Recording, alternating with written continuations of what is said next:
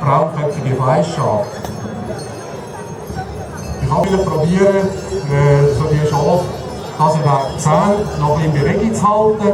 Also schaue ich da, die mit den braunen Köpfen, die mit den weißen Köpfen, aber noch bewohnt. Dann eben noch weißes Alpenschaf.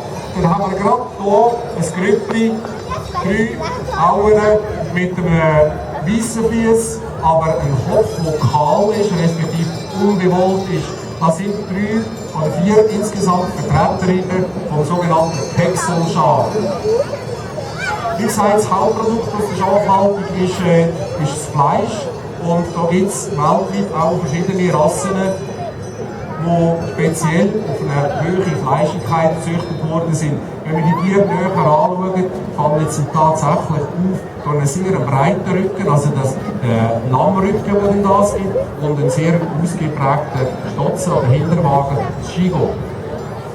Die Insel Pexel ist im Norden von Schottland und hat dieser Rasse den Namen gegeben. Wir haben die Züchterin